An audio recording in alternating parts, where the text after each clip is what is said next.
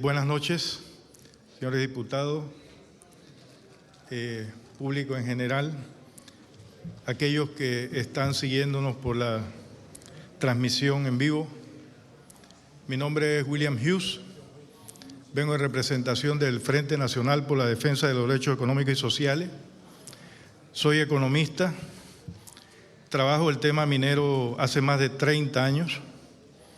Publicamos un libro en 1999 que hacíamos una revisión de los principales proyectos mineros, dentro de los cuales está precisamente el que nos tiene aquí. De manera que eso no es un tema que para mí es nuevo. Nosotros señalamos que es necesario que los diputados no aprueben este contrato, por varias razones. Una de ellas, y digo que desde el punto de vista formal es la principal, es porque si lo aprobaran, estarían repitiendo exactamente lo que hicieron los diputados en 1997, y que la Corte Suprema de Justicia declaró inconstitucional, porque el principal argumento fue que se debió sacar a licitación pública para efecto de garantizar los mejores intereses del país. Llamo la atención también a los diputados que en la resolución de la Corte Suprema también se señaló que los diputados entonces habían faltado a su responsabilidad constitucional de velar por los mejores intereses del país. Cuestión que de aprobarlo también estarían en la misma circunstancia. Y yo creo que es necesario que en este país nosotros detengamos esa práctica de que aquí todo el mundo hace lo que le da la gana desde el Estado y no le pasa nada. Tienen patente de corso, de hacer. Aquí lo que hizo el gobierno de Ernesto Pérez Valladares, que se declara inconstitucional, y los daños que ha producido esa acción quedan impunes. Aquí no hay ningún responsable en eso. Esa es la primera cuestión que quiero señalar del por qué se debe rechazar ese contrato. Hay tres elementos que se ha querido argumentar para señalar que este contrato debe ser aprobado. Uno de ellos dice, porque es necesario garantizar la seguridad jurídica. ¿Quién mejor que la Corte Suprema de Justicia para garantizar aquí la seguridad jurídica? Y fue la Corte Suprema de Justicia la que declaró inconstitucional el contrato. Pero cuando First Quantum compró la concesión, que se la compró a Inmet Mining Corporation, ya la demanda de inconstitucionalidad estaba interpuesta. Por tanto, First Quantum tenía que saber que estaba comprando un proyecto con problemas, y que si la Corte fallaba en contra, fallaba declarando inconstitucional, tenía que estar consciente de que era posible que se le quitara el proyecto. De manera que ese argumento de que hay que aprobar este contrato para garantizar la seguridad jurídica no tiene ningún fundamento. El segundo argumento es, dicen, para garantizar las fuentes de empleo. Bueno, no sé si los diputados saben, pero las empresas no invierten para generar empleo. Las empresas generan para ganar dinero. Para ganar dinero tienen que contratar trabajadores. Pero si pudieran ganar dinero sin contratar a alguien, lo harían. Esa es la realidad. Y el tercer elemento que se garantiza, que se argumenta, o el tercer elemento que se esgrime, es que económicamente es mejor, que vamos a tener un ingreso mínimo garantizado de 375 millones anuales. Bueno, si nosotros queremos decir si este contrato desde el punto de vista económico es mejor, con un Balboa que ganara, que fuera superior al anterior, ya eso sería un mejor contrato. Pero nosotros vamos a ver, y esperemos que el tiempo me alcance para eso, que hasta esos supuestos 375 millones son un albur. Eso está en la introducción al proyecto. Y además se añade en esa introducción que este proyecto de contrato sirve de marco para las futuras concesiones. Imagínense ustedes eso. En un proyecto de un contrato entre partes se incorpora un elemento que quiere dar marco a todas las demás.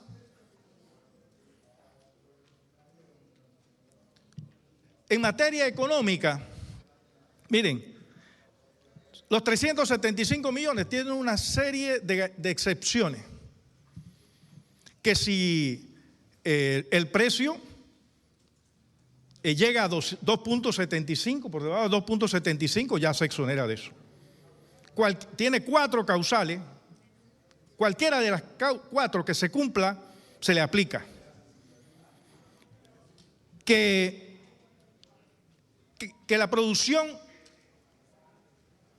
no alcance 250 millones de toneladas métricas. Bueno, todo el mundo sabe, la empresa en el estudio del 2010 que presentó Inman Miner Corporation, el estudio de impacto ambiental, ella señalaba que en 34 años aspiraba a explotar el 70% del yacimiento. Aquí alguien intervino señalando correctamente que aquí no se dice cuánto vale ese yacimiento. Bueno, lo que decía Inman Miner Corporation en aquella época era 125,000 millones en precios de aquel entonces. 125,000 millones.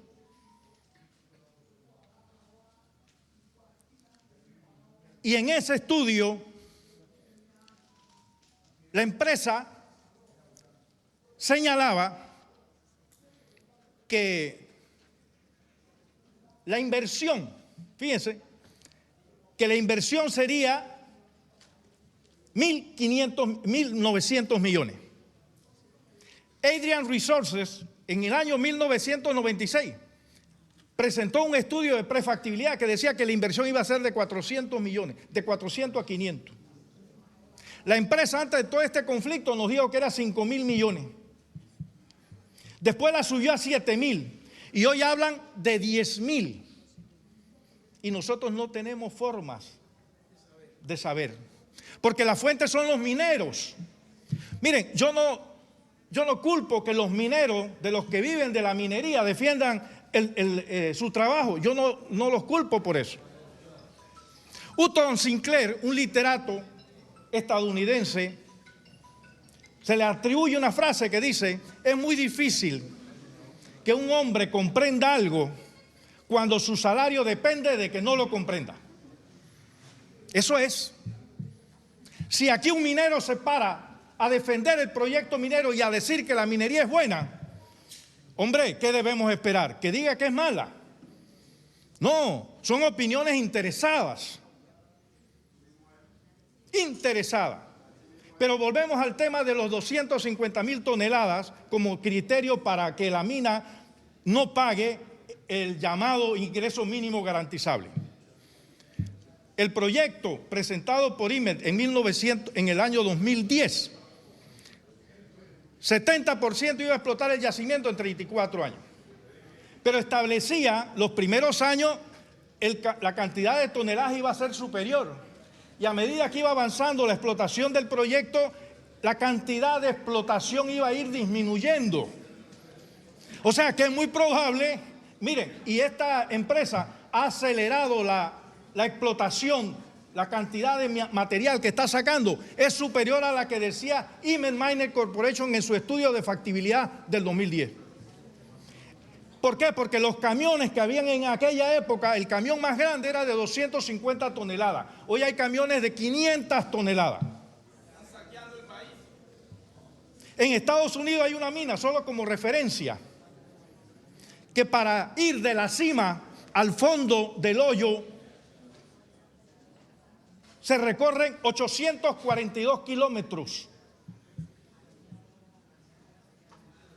Así que imagínense 842 bajando y 842 subiendo. Entonces es obvio que a medida que avanza la explotación se hace más difícil la extracción de mineral y por tanto es posible que no se saque los 250.000 toneladas métricas y por tanto eso exime a la empresa. Pero miren, eso no es todo. Tienen una fórmula aberrante. El acápite dice: si el resultado de una fórmula resulta mayor a 0,25. ¿Y qué dice esa fórmula? Miren, porque este es un contrato que está redactado de una manera que es para que el común de los mortales no lo entendamos. Y ocurre que es el común de los mortales lo que va a salir afectado. Y son los que debíamos comprender por transparencia qué es lo que está pasando. ¿Ya? Pero tienen una serie de conceptos tan complejos, producción bruta negociable, que viene desde el Código de Recursos Minerales de 1963, pero que la definición que está en el Código de Recursos Minerales no es la definición que ellos incluyen en el contrato.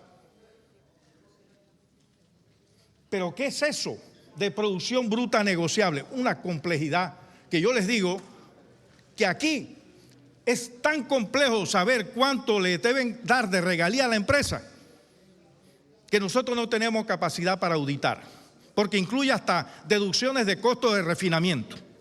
Y el proyecto contiene refinamiento para la mina y se señala que la mina está haciendo refinamiento de oro. No me consta, porque obviamente, ¿cuánta libertad existe para que nosotros visitemos el proyecto? No existe. Es algo hermético. Pero si están explotando oro, están usando cianuro. El cobre y los demás minerales usan ácido sulfúrico. Dice que están usando el 99% de agua lluvia. Realmente yo no sé a quién se le ocurre eso en la cabeza. Porque para que el proceso funcione, debe tener una composición específica. No cualquiera. Y está lloviendo, ¿qué es lo que tiene que hacer la mina? Tiene que incorporar más ácido sulfúrico para mantenerla, o en el caso de oro, más cianuro para mantener la composición que corresponde para la extracción del mineral. No se deja, jovencita, ¿verdad? No se deja. Ojalá nos permitieran, ¿verdad? Ojalá fuera eso. Yo le tomo la palabra, ¿verdad? Que los mineros nos dejen entrar a la mina, ¿verdad? Eso es lo que nosotros queremos. Pero miren lo que dice. Miren lo que dice, si la fórmula resulta mayor a 25. ¿Cuál es la fórmula? Restar 375 millones de los pagos acreditables al ingreso mínimo garantizado dividido por los pagos acreditables al ingreso mínimo garantizado. Bueno, ¿cómo procedimos? Dijimos, bueno, ¿cuánto tendría que ser esa diferencia para que resultara en 25%? La diferencia solo, si es 300 millones, nos resulta en 0,25. Si es 301, ya la proporción es mayor a 0,25. Y este artículo, este acápite incluido en este artículo, permite que la empresa, si los pagos acreditables suman 301 millones, queda exento de pagar el ingreso mínimo garantizable. Y eso se lo permite el propio contrato. Se le da una ventana a eso. De manera que esto del ingreso mínimo garantizable es un albur. 250 toneladas. Mire, puede ser cualquiera de los 4 elementos y se exonera de eso. Pero además, el contrato le permite créditos fiscales de 37,5 millones anuales. Durante la vigencia del contrato, que 20 años suma 750 millones. De manera que de los 375, ya tiene usted que restar 37.5 millones por créditos fiscales. Entonces no es cierto que nos están dando eso, ¿ya? Pero además están todas estas ventanas. Miren, el ITBMS se le permite, se le reconoce deducción del impuesto ITBMS desde enero del año 2023 a la fecha que se firme el contrato. Miren, es una empresa que está funcionando sin contrato, está funcionando ilegal, se declaró inconstitucional y todavía el gobierno pretende que se apruebe aquí un proyecto de contrato que le permite a la empresa, se le reconoce exoneraciones de impuestos del ITBMS desde enero, es decir, en un periodo donde no tenía contrato. Ya aquí algunos han señalado cómo el Código de Trabajo no rige para la minera, salvo en aquellas cosas que le convenga. Salvo aquellas cosas que le convenga. ¿Ya? No se le permite al gobierno aplicar un impuesto que haga posteriormente a la firma del contrato. Cualquier impuesto que se haga no aplica a la minera. Y se le da 395 millones a la firma de este contrato, a la publicación en Gaceta de este contrato, pero el gobierno acepta que no pondrá ningún litigio en materia fiscal al gobierno, a la empresa. Es decir, cuando nosotros hemos visto que un gobierno diga que desconoce,